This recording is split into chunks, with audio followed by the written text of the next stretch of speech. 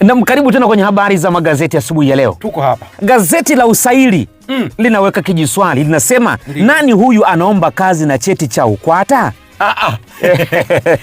Anasema kuwa shemasi.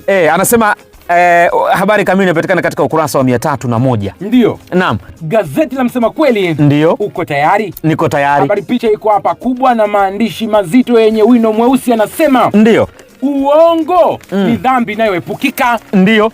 Mwambie tu ukweli, huyo dada humuoi ng'o. Kaweka alama ya mshangao. Sasa huoni kama hawatakuwa hata kwenye uchumba? Hakuna ndoa hapa. Gazeti la Tumpemela ndio linasema maji ni changamoto, lakini kinachouza zaidi ni perfume. Mambo ya kikwapa, mambo ya kikwapa, mambo ya jasho, mambo ya kunukia, haya mambo ya kuweka cosmetics. Gazeti la Pasu kwa Pasu linasema wakaskazini wakwama, washindwa kurudi da, mdau hawajia juu. Anasema Yesu Kristo alizaliwa Bethlehem.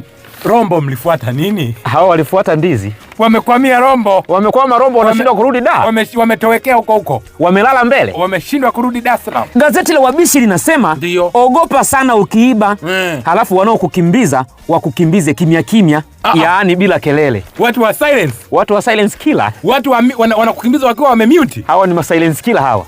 Lakini kamata gazeti lingine la Taaluma Mbele linaonyesha habari picha ya watoto wanafunzi wa shule ya msingi. Shule zingine walikuwa wanapelekwa study tour, lakini sisi tulikuwa tunaletewa watu wa Mazingaombwe watutishie tufe. Walitaka wawaue. Lakini nukuu ya mhariri inasema kutokana na sababu maalum, sasa nimeamua niwe mchawi.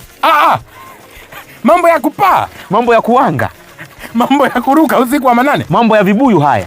Hii ni kuanzia 2026 mpaka 2037. Maanake uchawi wake una kikomo. Usiache mbachao kwa msara upitao. Kwa Kiingereza tunasemaje? Kumradhi.